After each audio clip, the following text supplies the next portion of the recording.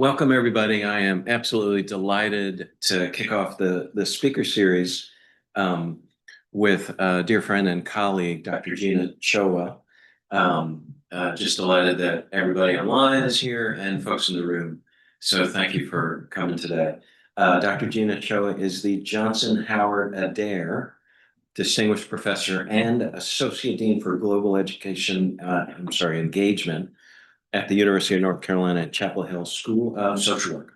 Also the founding director of the Global Social Development Innovations GSDI Center, established in 2017 to advance research policy and practice that promote economic security, youth development, and social protection worldwide. Informed by more than 2 decades of research and practice, Dr. Chowa's work sits at the intersection of economic security, workforce development, social protection, and financial inclusion, with a particular focus on marginalized populations in the global South. She served as principal investigator on large-scale multi-country studies funded by USAID, the World Bank, Ford Foundation, MasterCard Foundation, and include the Siyaka Youth Asset Study, the Youth Save Ghana Experiment, the USAID-funded Burundi Adolescent Girls and Young Women Mental Health Study. She's piloted innovative interventions such as Assets Africa in Uganda and Chuma na Uchizi in Zambia. You've tried. Yeah, not even close. No, it's close. Yeah, close, sorry. Which demonstrated how improving livelihoods can strengthen the outcomes of people living with HIV. Gina's ongoing projects include systematic reviews of financial inclusion for adolescent girls and young women in low and middle income countries, and community engaged research addressing social issues in the Galapagos Islands. Scholarship has appeared in high impact journals, including Children and Youth Services Review, Journal of Family and Economic Issues, and Journal of Socioeconomics. And Gina is the editor of Global Social Work, preparing globally competent social workers for a diverse and interconnected world. Dr. Gina Chowa has been recognized nationally and internationally for her leadership in global social development and scholarship, and in 2023 received the Faculty Award for Global Excellence from UNC. So please give a warm round of applause for Dr. Gina Chowa. So thank you, Dean Kadebak, for the invitation, and I'm excited to be here. Just to make sure that the folks online can hear me. Yes? And see the slide as well. Okay. So I'm excited to talk about my work over 2 decades. And I think that my discussion with Dean Kadebak was not to get into the statistics and all the methodologies that I've used, but to give an overview of what I have done, my journey.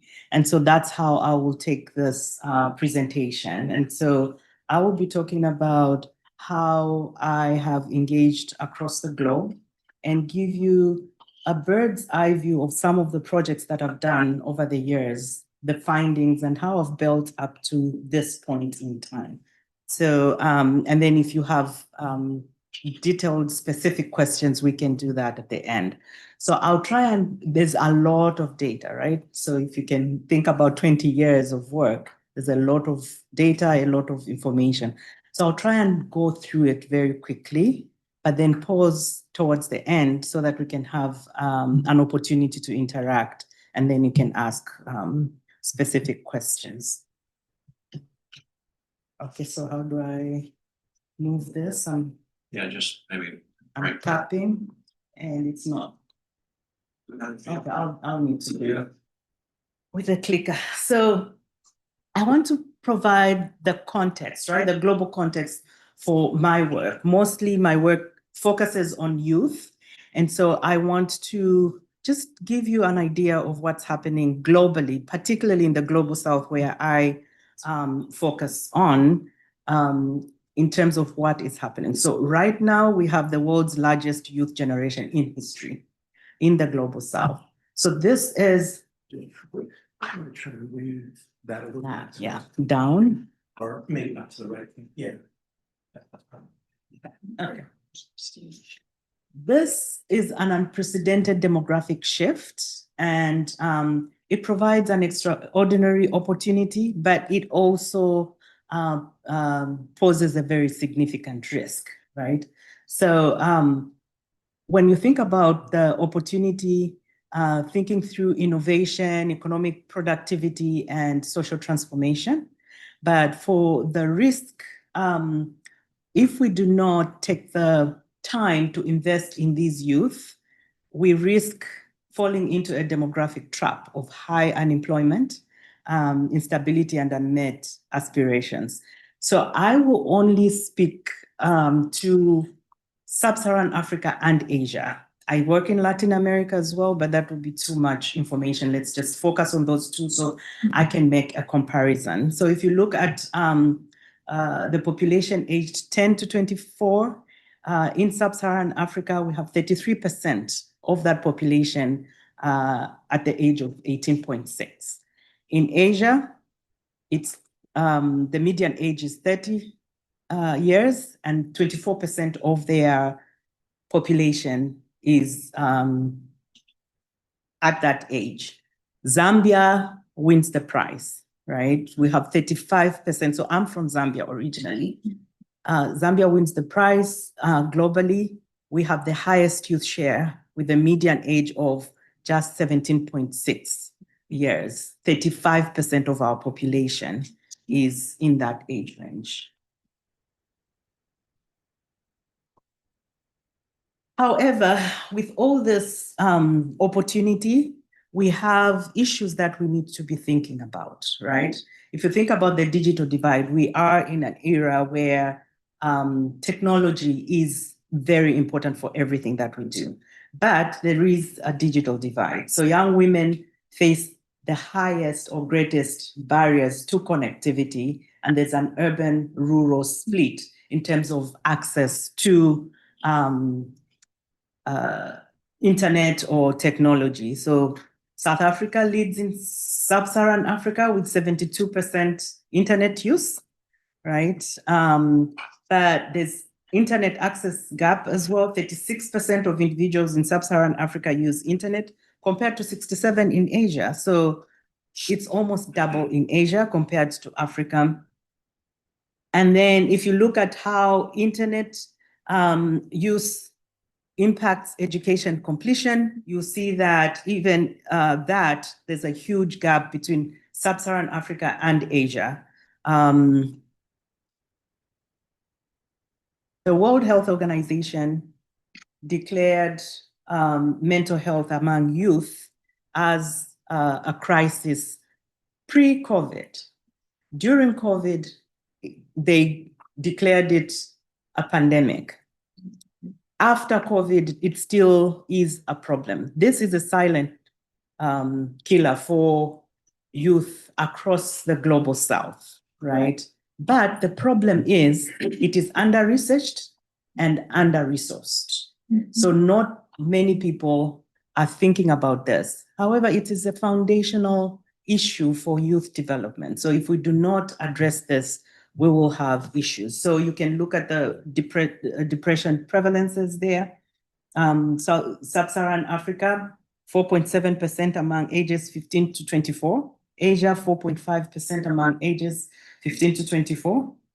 Suicide burden, 4.4 per 100K. Asia, 10.2 per 100K. Treatment gap, coverage often below 20% due to stigma, weak health systems, and lack of providers. So when you think about mental health, it undermines all these other well-being factors or indicators for young people. Integrating mental health is important for youth development, and it particularly is an influential factor for well-being in learning outcomes and employability for young people. So as you can see, it's important that we address this. Then young people, education for young people is very important, right? Because that's the age where we are really preparing them to be productive individuals in society. So education is important. But we have an educational crisis in the global South because when you look at the indicators for education, the ones that are very important are enrollment and quality, right? So you can enroll kids in school, all of them, but if they're not getting quality education, that is problematic. So thinking about completion rates, you see that upper secondary completion in sub-Saharan Africa averages 33% compared to 60% in Asia. Countries such as my country, 35% upper country completion. Sri Lanka has 87%, which is nearly universal. Okay.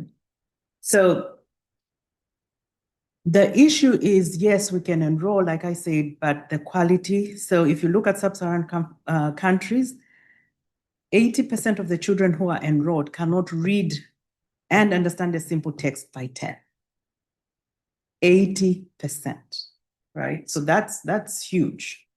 So without addressing these educational inequities, we will not realize the demographic dividend for young people. Then there are gender inequities, right, across all sectors. When you look at the educational gap, we've already talked about that just now, the digital exclusion. And then you have the folks who are neither in education, employment, nor training. And I'll talk about this a little bit later, but 40%, right? In India, 40% of the female in India compared to male are not in the labor market. They are not in employment. They are not in education. So women remain disproportionately outside the labor market. So these are inequities that reflect structural barriers and will undermine individual rights if not addressed. Then employment, right? We prepare our youth in education so they can have gainful employment or they can be self-employed. If you think about the NEET, the ones that I just talked about, the neither in education, employment, or treatment, 20 to 22% in sub-Saharan Africa are NEET youth.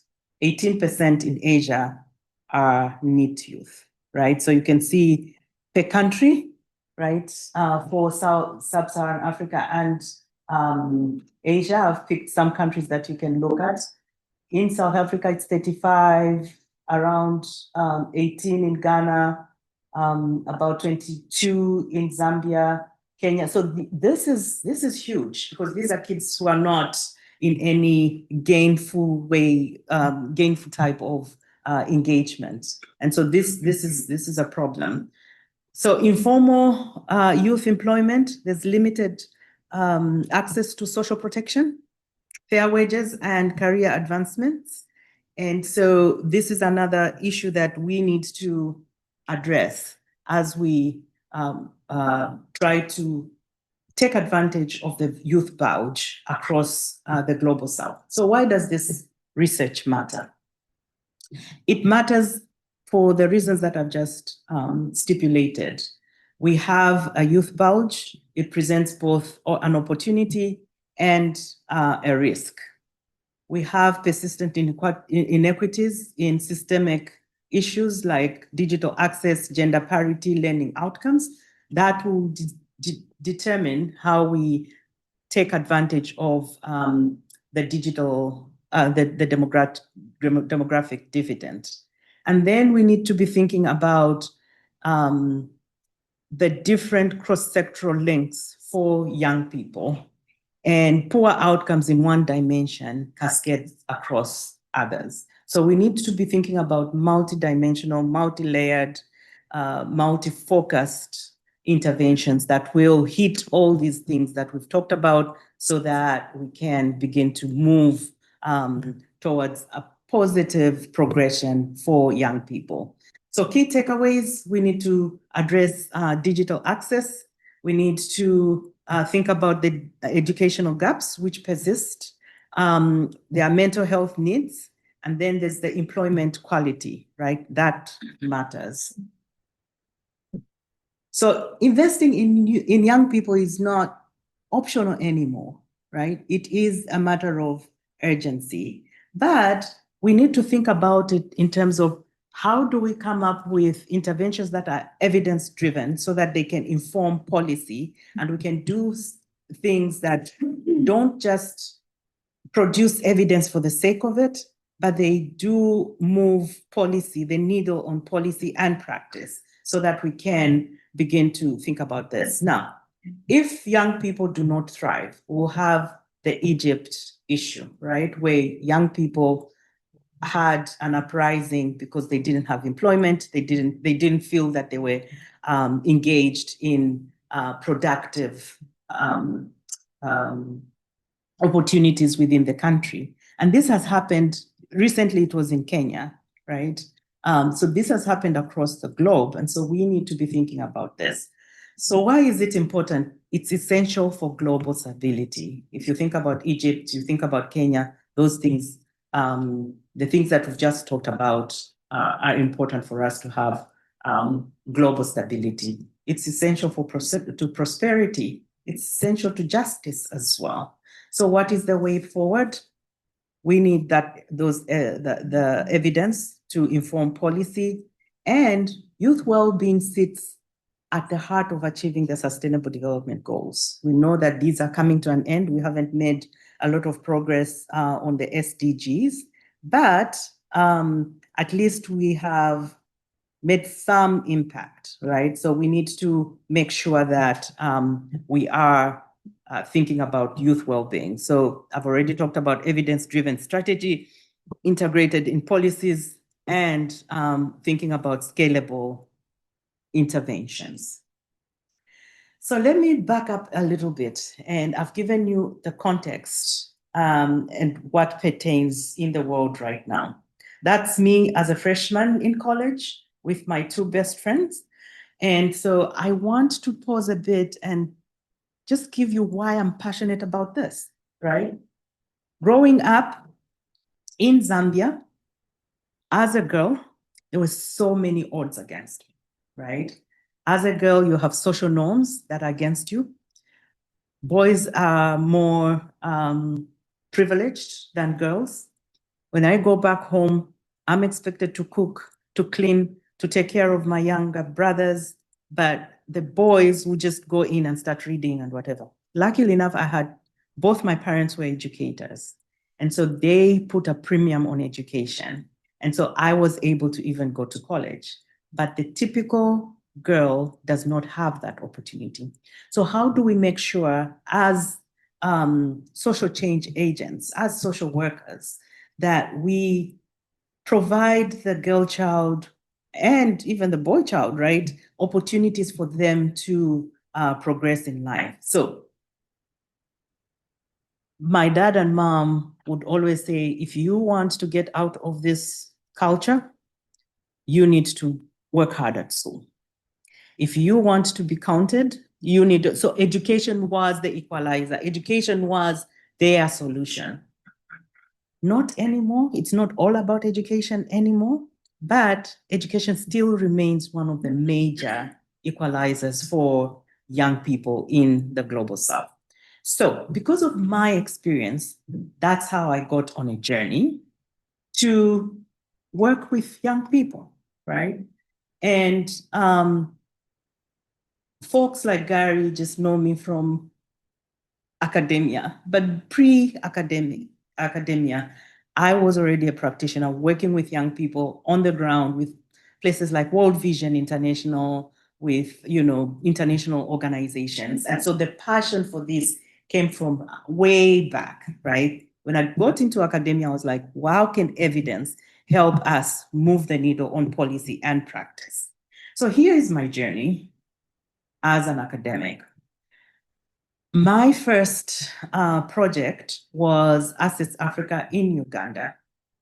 And for me, when I came here to the United States, I was very clear that I wanted to do an intervention in Africa. And it's because of the background that I've just shared. And so this project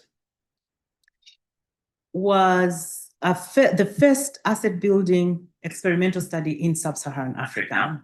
It was implemented in Uganda. We tested savings products, financial education, and matched savings accounts. We measured the impact on financial security and well-being outcomes of low-income households and youth. The theoretical foundation for this was grounded in asset-based development theory by Sheridan, which posits that assets beyond income are critical for long-term economic stability, psychosocial well-being, and intergenerational mobility. What were the key research findings from this study? One of the papers that we wrote from there showed that because of the intervention, we had increased household wealth for very poor rural families. Participants accumulated assets in financial accounts and through productive forms such as livestock and small equipment. So this was like a retail intervention plus a savings account. Another finding was that savings behavior is influenced by education, financial literacy, and income regularity. Interventions that combine financial capability with training and institutional access will increase those outcomes. Another finding, greater perceived economic stability, even when income is low, increases assets and the psychological buffer when there's financial shocks. Another finding, the folks in the project, so when we started this project, folks were like, folks won't save. Participants would say they don't have the money to save, right? So why are you even bothering, right? But they demonstrated that even with the little they had, they could put away very little every month to accumulate savings. We've written a paper with Dean Kadeback actually on this with incarcerated youth in terms of savings. And this shows across populations, right? That if people are given the institutional access, they will save. So the key insight, early access to financial institutions build financial habits that persist into adulthood, creating lifelong financial capability. So this really changed the way that we were thinking about asset building or savings in the Global South, because then we engaged World Bank, we engaged USAID, shared the evidence, and you'll see that this actually has panned out over the years. So it did change the way that we were thinking about poverty alleviation, that we shouldn't just give people handouts, they should be engaged, right? They should be engaged and they should do their part so that this is sustainable over the long term. So then, like I mentioned, the Ghana Youth Save project came out of the conversations of Assets Africa. So World Bank, Save the Children, UNC and WASHU, which is my alma mater, came together and we proposed Ghana Youth Save and got a big grant from MasterCard Foundation. And again, Assets Africa was actually at the center of that discussion. Like, yes, we have evidence that this can work. So how do we look at the evidence so that we can begin to think about policy? So the critical question in Ghana Youth Save was, does building financial assets during adolescence improve educational outcomes and future aspirations? So we had strategic partnerships, we had a local financial institution, we had schools, We had community organizations across Ghana. So this was a nationwide project. And thousands of Ghanaian youth and their families participated in this initiative. And we have created rich data that looks at youth assets, financial inclusion, and academic performance. Before I go, let me just explain what this was, how we set it up. So we had 50 schools who were in treatment. So it was a cluster randomized control trial. We had 50 schools who were in treatment, 50 schools who were in control. In the treatment schools, we introduced financial knowledge. So that was like an extracurricular part of the school.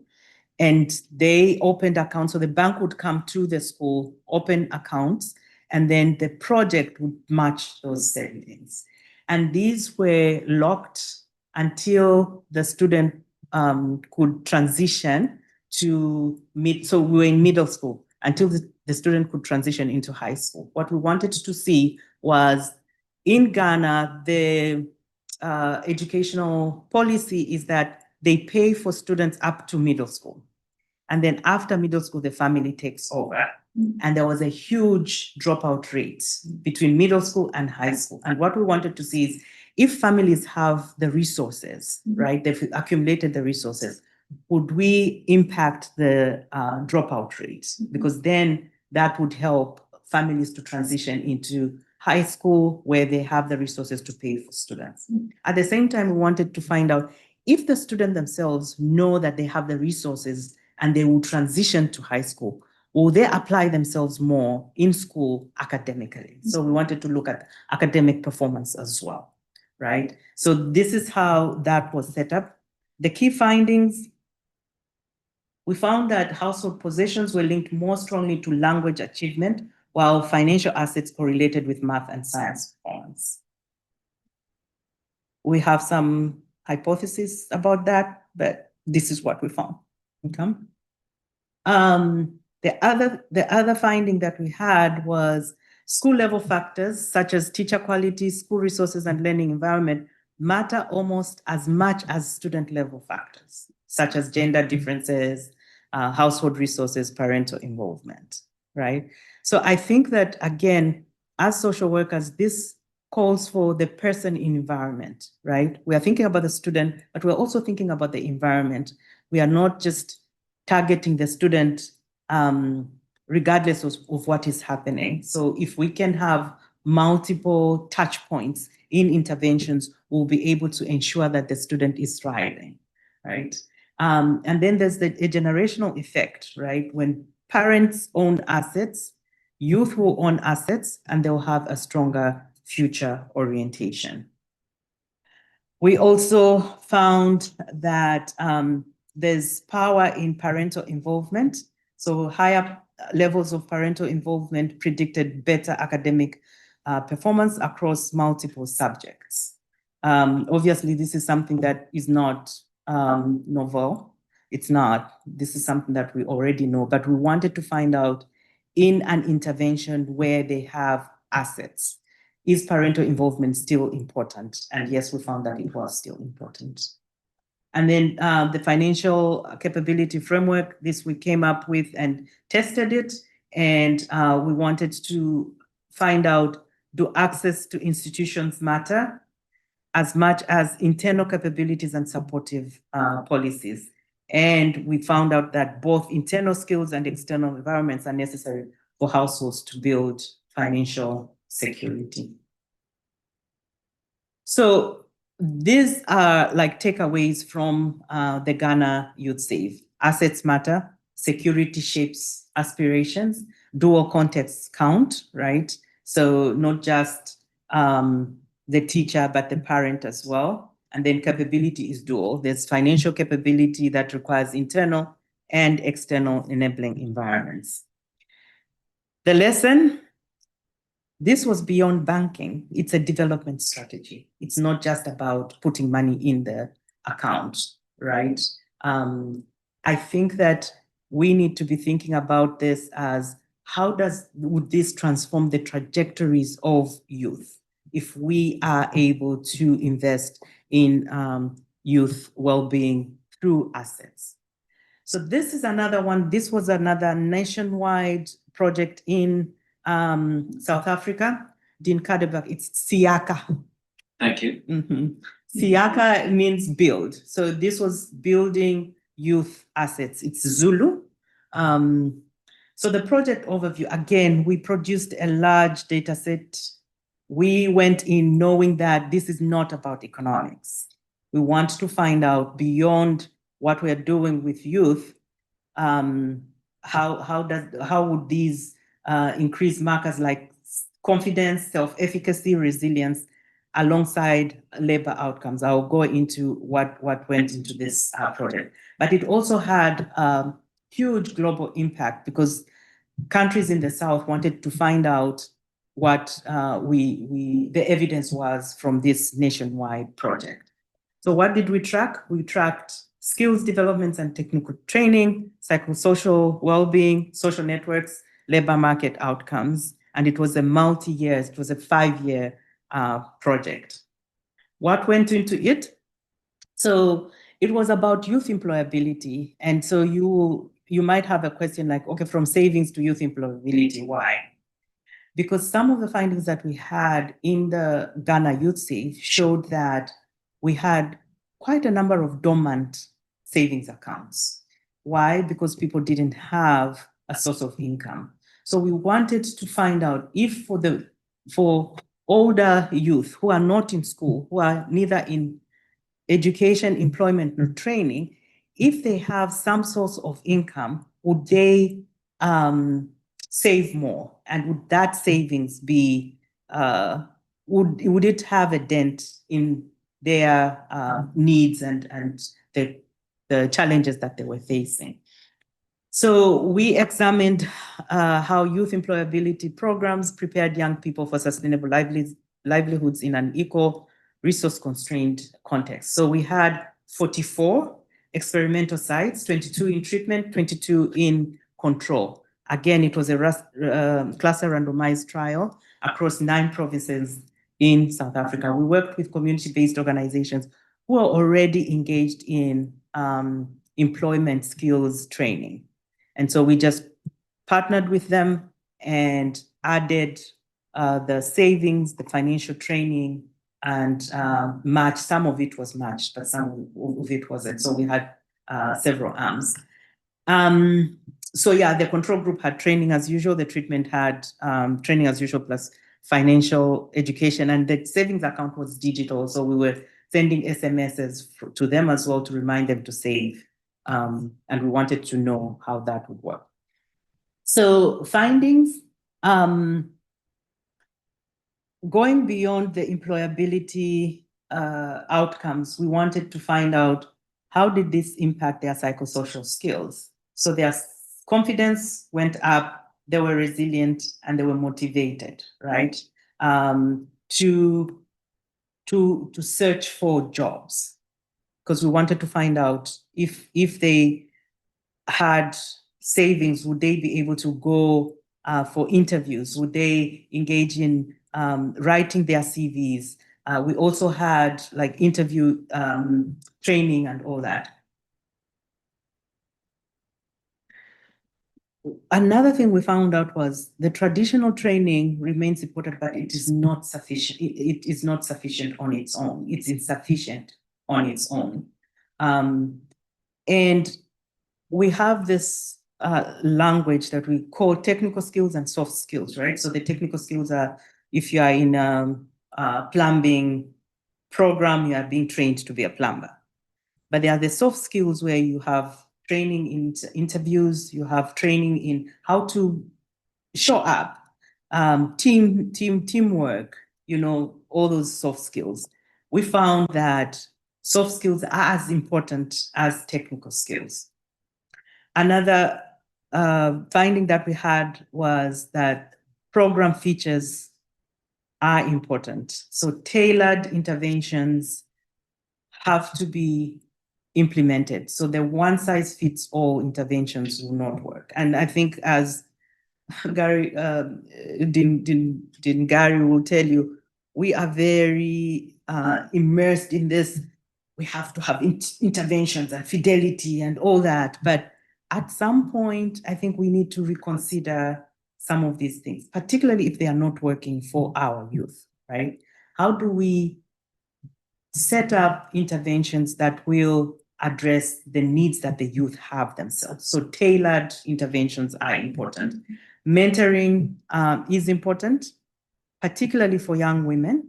And then financial literacy and capability training was important. Social networks came up to be huge, right? Particularly for employment. If within the family or within the close ties of the network, youth have people who can encourage them to apply, lead them to places where they can apply. The outcomes were higher. So stronger connections, youth were able to engage more in actively searching for jobs. Networks directly influence access to employment opportunities, but the programs themselves need to intentionally strengthen those networks, right? Not just focus on individual training, but making sure that after the training, folks have opportunities. So this was another paper. You can see the outcomes that we found there, very similar to what I've just talked about. So for integrative insights, we need to be thinking about employability beyond just the employment, right? The psychosocial assets, networks, and confidence alongside the technical skills. Program design matters. Social capital is a resource. Success beyond employment is important. So not just placing them, but following them up in their placements. This is another paper which we can talk about later. So the lesson is that effective youth employability programs must address the whole person, right? It shouldn't just be about training in their technical skills. It should be about their soft skills, about their social networks, about their families, about, their resilience. All that is important. So then, I don't know if Dean Kadebe can remember how I got involved in the Galapagos. This was not something that I just jumped into. We were invited. So if you know anything about the Galapagos, it's one of the pristine islands, or what do they call it? Archipelagos, yeah, in the world, right? They've done a good job of conservation on the Galapagos. If you go there, it's like if people have been to paradise, you'd be thinking, oh, maybe this is paradise, right? The irony is that when you talk to the people there, the humans, they'll tell you this is like living a hell in paradise, right? Because there are so many social issues. So there's an imbalance in the way that conservation has been done in the Galapagos. So as a social worker, you start thinking, well, I'm a social worker and people are more important than animals, whereas our basic scientists will be like, no, the environment is more important than people. And so we were invited to go there and work with the people, particularly the young people. And so we collaborated with USFQ, Universidad San Francisco de Quito, and Galapagos Science Center. So UNC has a science center there that they've started, and they celebrated 12 years this year. And so we went in, did some formative research just to understand what the social needs were there and think about interventions that we could put in place to address those issues. And so we found, particularly with young people, there was high suicide rates, high mental health precedents, pregnancy, unemployment, high unemployment, cancer, actually. In that very pristine place, there was and a rise in cancer. And so we went in and we wanted to make sure that whatever we did was sustainable even after we left. So we wanted to think about a process that would engage the local people in addressing the issues. So when we went, we only found one social worker on all the 5 islands of the Galapagos. And obviously that was a workforce issue. So we wanted to build the capacity of the local people to address these mental health issues and all that. So we created a certificate to do that. But we also had 3 projects that addressed domestic violence was another issue. So domestic violence, youth development, and HIV.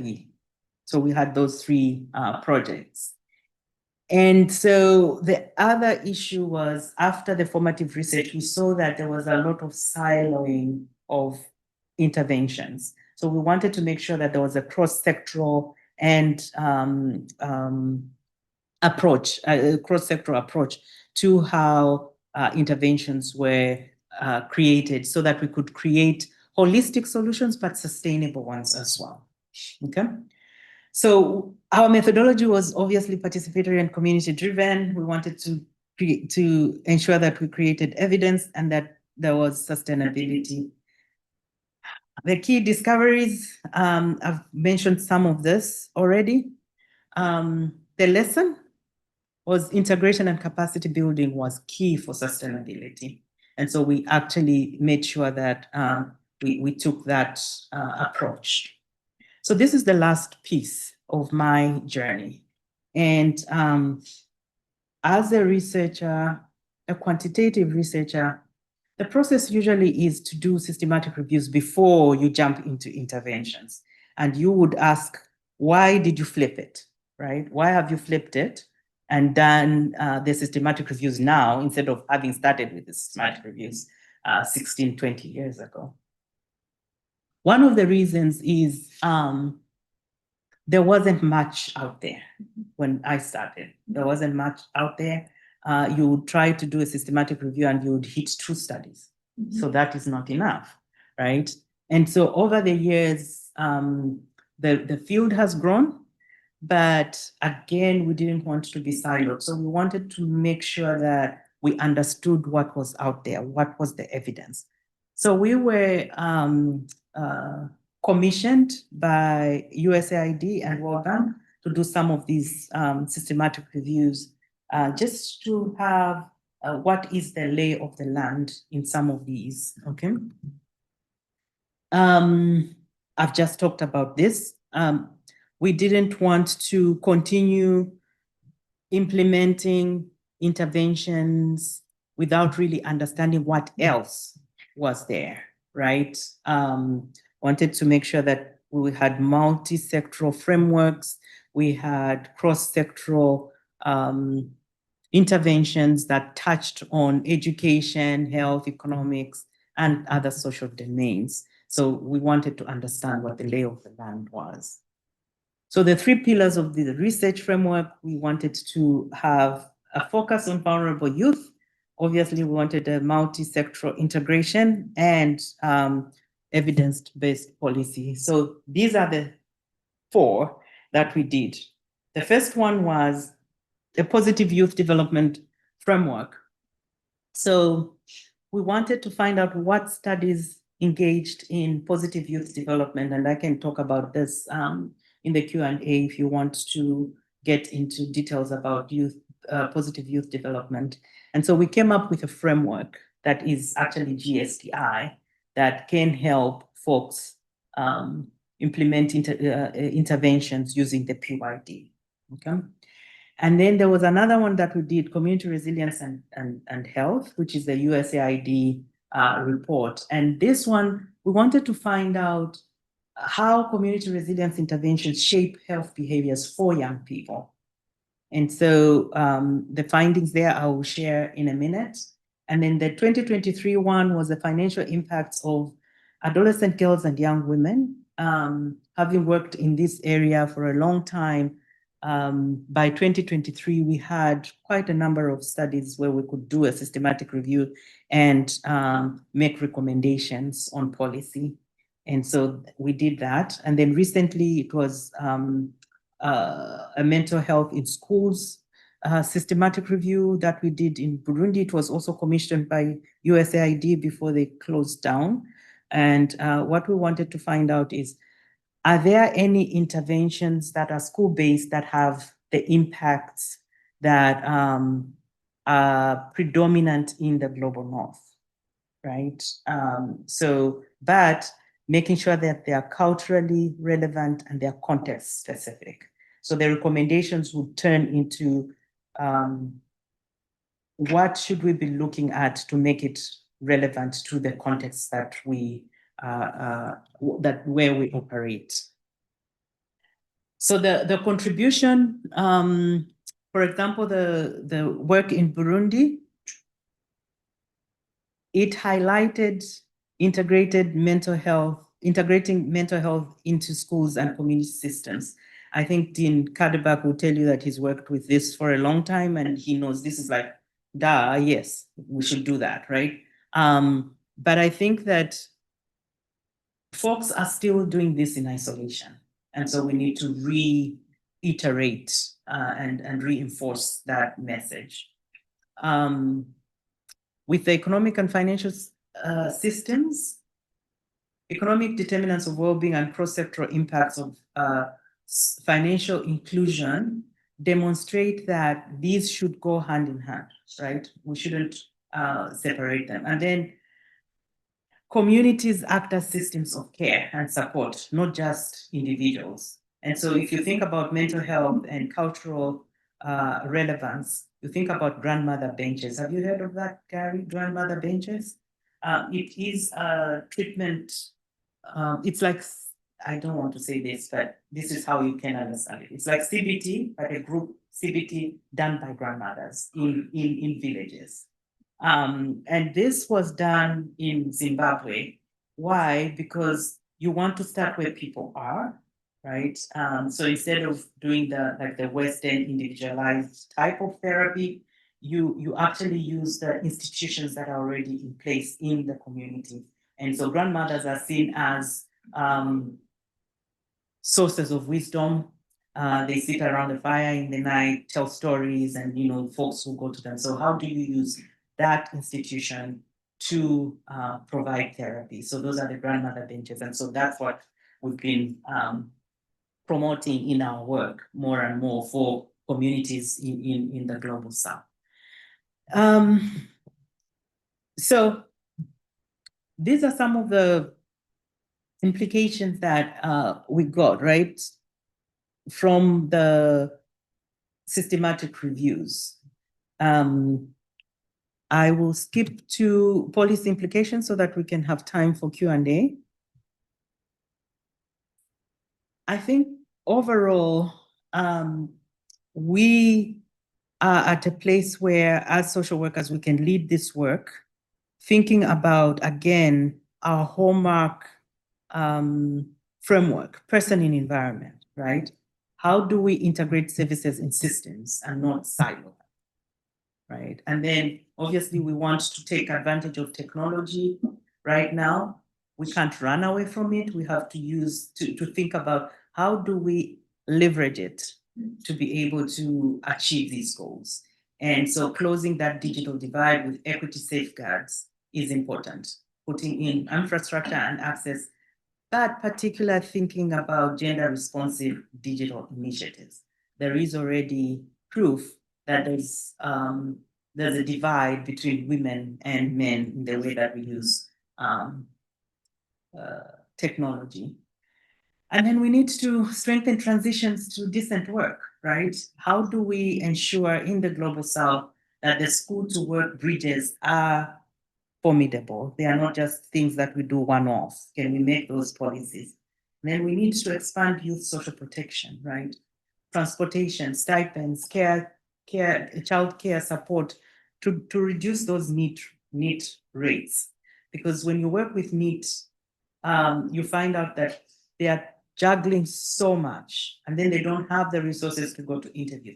They don't have resources to buy, clothes that will be presentable at their interview. So thinking about wraparound services for our employability intervention, so that we are not just saying, here is the training, go and do stuff on your own, but thinking beyond that. So practice implications, designing for the whole youth journey, right? Combining all these things that we've talked about, but at the same time, targeting and tailoring, right? Building social capital intentionally. We have already seen that social networks are important. And then I think that this trauma-informed practice is important because youth are experiencing a lot of things, right? So just thinking through how we engage youth. Research implications, testing integrated packages, building longitudinal evidence, and implementation science. I know that sometimes, like I said, we get so focused on the science and we forget the person. I think we need to balance these things so that by the time we get the evidence, we haven't hurt our clients. So Dean Kadebar asked me to think about, so all this that we are doing, right? There's a shift in the funding landscape. How do we do this, right? What can we do to ensure that we are continuing this? So reality check in terms of global work. USAID has shifted. It has shut down most of its offices, and most of this work was funded by USAID. They want leaner RFPs with stronger emphasis on localization and measurable policy impact. They want more of the monitoring, evaluation, and learning versus the large research primes, right? NIH, there's heightened scrutiny of foreign sub-awards, tighter compliance and monitoring requirements, and higher administrative overheads for global collaborations. We have an RO1 in GSDI. We had a sub-award in Zambia. We had to shut that down and rethink how we're going to engage them. And then there's clear preference, even with foundations, for country-led system-focused work and short funding cycles and real-time decision support, replacing long-term research projects. So what do? We need to flip the model. We need to start thinking about self-led partnerships, okay? We need to identify local primes, universities, or NGOs with strong track records to lead the proposals. VCU can be the methods and capacity partner, and will allow the sub-award to lead. We can still have, we've done this, and we are sort of making inroads in this. And then you execute MOUs with these sub-awards, very clear roles and responsibilities, who has the data, and authorship agreements, okay? Diversify your funding portfolio. I think as researchers, we are in our silos. If we started with NIH, we just stick to NIH. If we started with foundations like me, we just stick to foundations. But I think that we need to be thinking beyond where we started. One of the silver linings of what this administration has done is to make people rethink the way that we do things. For me, and I can tease Dean Karibak, he's an NIH person. I'm like, NIH, now you will respect us, right? As well. You will respect us. And because they are coming over and applying to foundations, like, okay, so now you understand what the rigor is in foundation as well. Because there was a time when folks would be like, oh, foundation is not rigorous enough. Like, now that you have crossed over, you will understand. So that's the silver lining, right? Let's diversify our funding so that we are conversant with different pots and we can be competitive rather. So another option is to stagger your budget, right? Stepwise. Instead of having a huge budget in one proposal, you give foundations or your funders, your potential funders, options so that you have a small budget, medium budget, large budget. You put it in there as a default so that if they say, well, we can't fund a big thing, we can fund the medium or we can fund the smaller one. But pre-work needs to happen, right? For all this to happen. Obviously, you don't want to do it haphazardly, you want to think through it. What are the important things that you want to put there? So those are examples that you can look at. So advice for early career researchers, build your T profile, your technology profile, develop one deep method plus broad domain literacy across these other issues. Become too multilingual, not just one thing, no qualitative, quantitative, different things. Learn to build, for some time, because we're so focused on research, things like dashboards and, things that would help disseminate our work were never issues that we thought of. We just wanted to have, you do the work, you peer-reviewed articles, do the work, we are in a different era. We need to be thinking outside the box, right? And then understand those modular concepts, right? Indirect costs, sub-award compliance, MEL plans, write policy briefs, cost tables, implementation checklists, and do this with every study so that if a funder comes and says, well, we just want to do a cost benefit analysis of your study, you are ready. You can do that, you can get the money, and whilst you're doing that, you're building the runway for a bigger grant. Okay. Build a mentorship mosaic. So you have a mentor for content, you have a mentor for methods, you have a mentor for policy, so that if one of those picks up, you have one mentor who can help you in the different places. Join communities of practice, right? I have membership in so many communities of practice. Sometimes I have to turn people down when they write and say, can you be part of this? But I do it because you never know, right? You never know where opportunity can come from, and you want to learn, right? What is happening? For example, recently, because of the community of practice that I am part of in South Africa, there is conversation of having a multi-country research project. So just being aware of some of the communities of practice that are important in your work. So here's an example of an action plan for early career folks. Phase 1, you convert your current research agenda into 3 to 5 fundable modules, right? Develop your theory of change, quick budgets, and 2-paged concept notes for each module. Phase 2, find out who can work with you in the global, wherever you are, if it's just globally, a university and an NGO to lead the bids, execute MOUs. This is important. After 20 years, I've learned when I've engaged partnership, I'm like, what are the roles and responsibilities? Let's be very clear what you are doing and what we are doing, because it brings problems down the road. So just be very sure.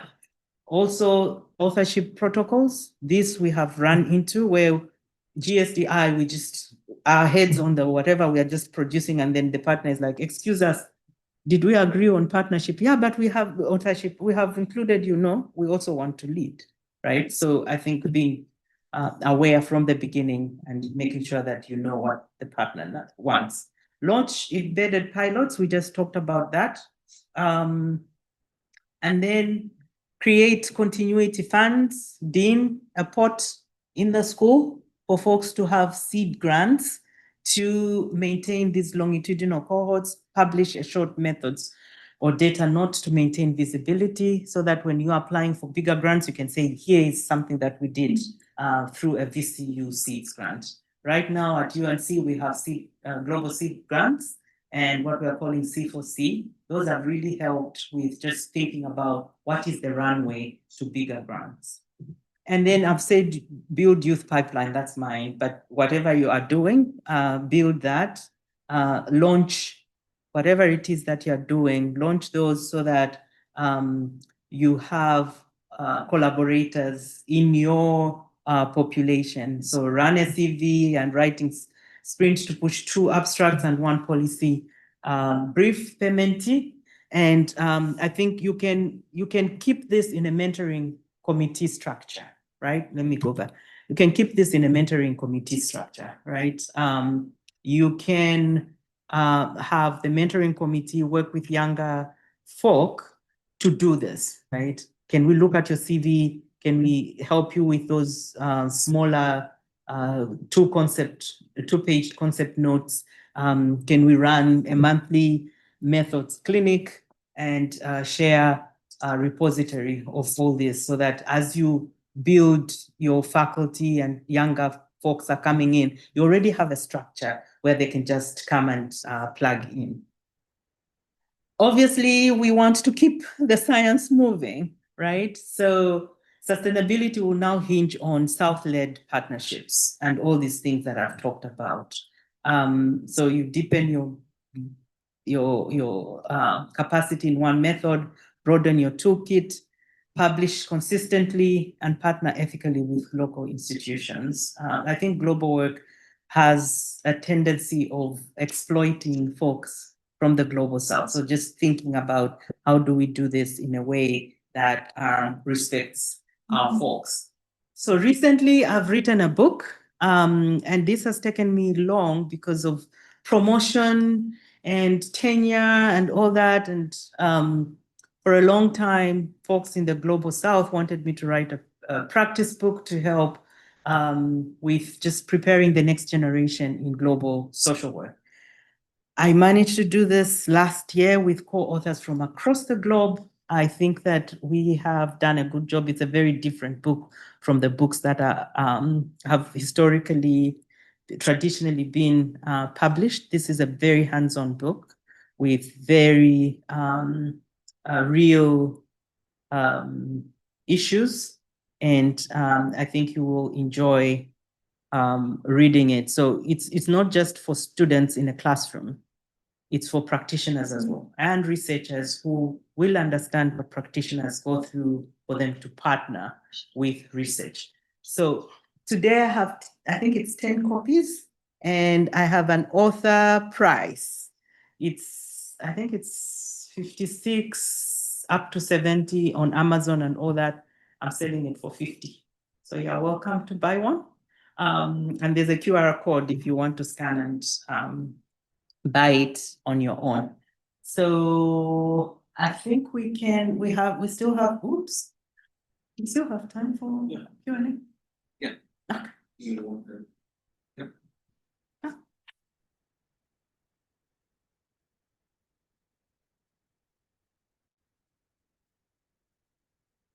Questions?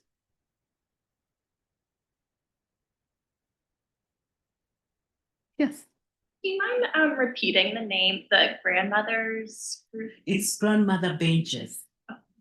Also, if you want to do a lit search for it, it was started in Zimbabwe. Zimbabwe. It's in Chimbani, and it's they're called friendship benches. Friendship benches as well is another. There's a lot of literature on friendship benches and a lot of empirical evidence to support them as an intervention. Okay. Yeah.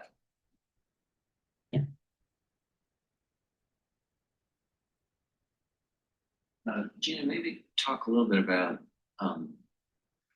starting out developing relationships and building trust and rapport and sustaining them.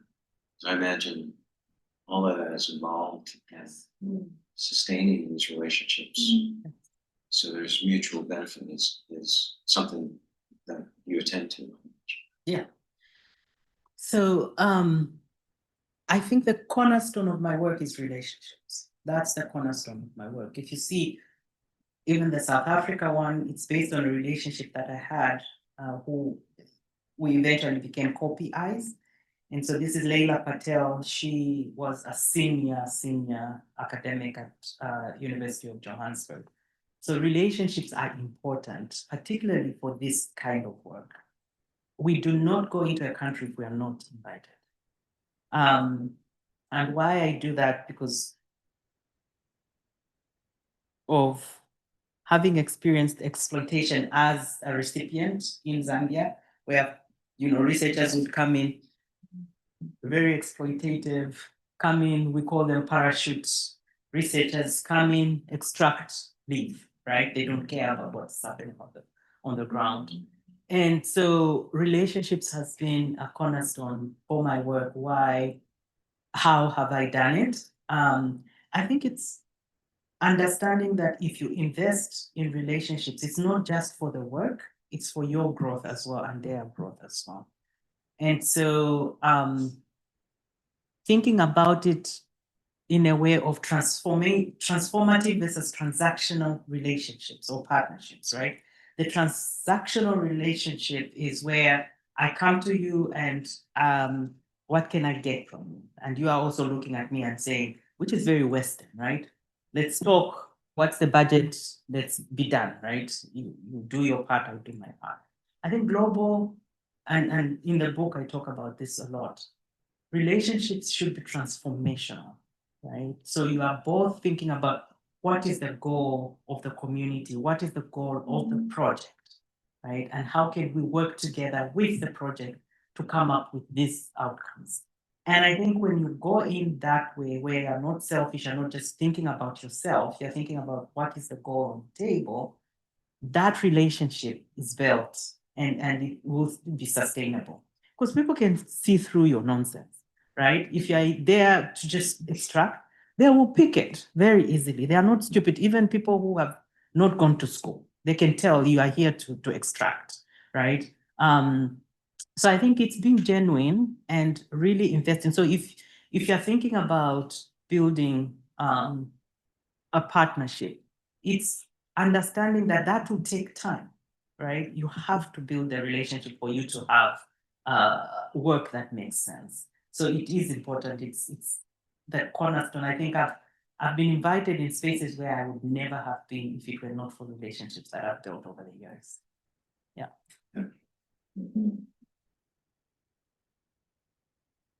Any other?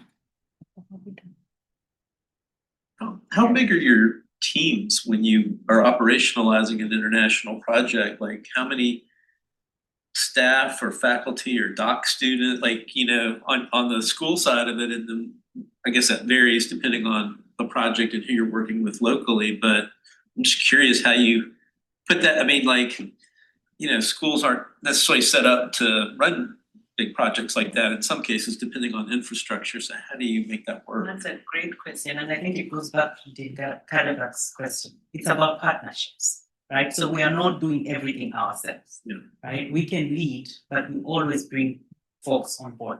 So think about the Ghana Youth Save. We had World Bank, we had Save the Children, we had UNC, we had WashU. I'm forgetting somebody else. I'm blanking. Oh, University of Ghana, right? So we had these different pieces. And so, for example, in my center right now, we have 5 faculty and we have 4 doctoral students and then we have staff, right? And not all of us are on the same project at the same time. So it might be myself and somebody else and maybe 2 doctoral students, but at World Bank, they have 4, at Save the Children, they have 5. So you have a consortia of people working on this big project.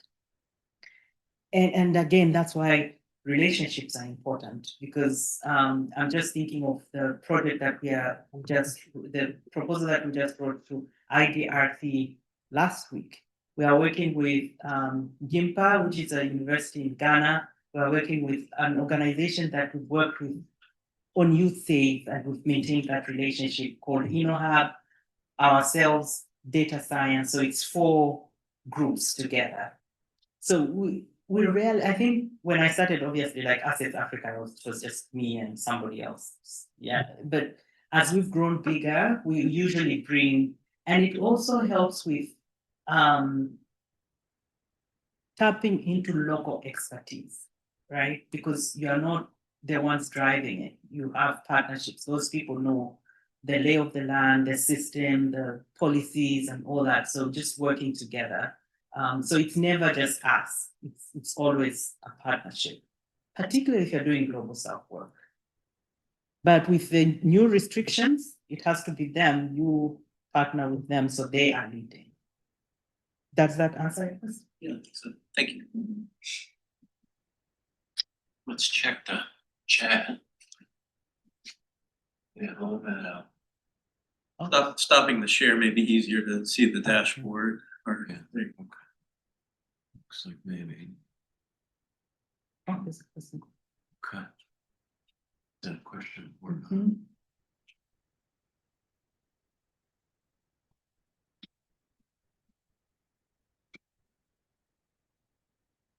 Trauma care. Yes. So, I have a doctoral student right now who's writing a proposal on the intersection of economic security and mental health. And what I'm pushing her to do is the measurement of that, because we've seen that there's a bidirectional relationship between economic security and mental health. And so think about someone who is in debt, for example, right? They have a very unstable financial status. Their mental health will be affected, right? And then think of someone who has mental health issues, employment, being, just being stable in employment and all that is affected. So there is a bidirectional relationship. But what we found, we did the systematic review on financial inclusion for adolescent girls and young women, showed that most of the interventions that have been implemented focus on one or the other, right? So if you have a mental health intervention, they will measure an outcome on economic security, but they have not intervened. The same with economic security. The intervention itself is an economic security. They'll just measure the outcome and there's no intervention. So what we are trying to do is she will be testing the measure, the responsive change, response to change approach in a measure where we'll have very light touch because it's just testing the response to change of the measure in an intervention that's doing both at the same time so that we can see if there will be improvement in both, right? But what the measure does is that it's not saying something like income is an indicator of economic security or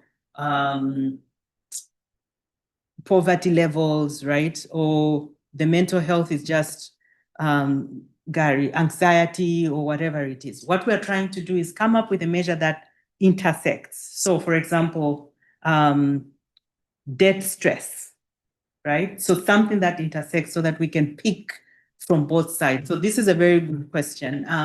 Keep in touch, Christina. We might, from the systematic review, we might be able to share some of this work. And yes, there are some places like Hilton Foundation has really gone into mental health and employment.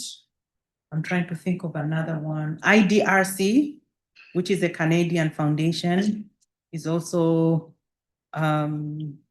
delving into this. MasterCard Foundation is very youth employment, and their focus is Africa. They are beginning to think about mental health, but I think if they found a proposal that was very good, that was on youth employability, for example, with mental health, I think they would be interested. We will be in Kenya in December and we'll be talking about this. So keep in touch. I might be able to connect you with folks who are actually interested in this.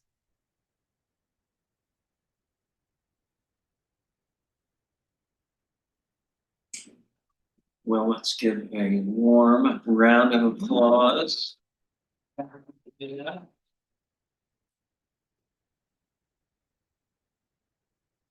We can stop recording. Thank you, everybody, for attending. Thanks, folks online.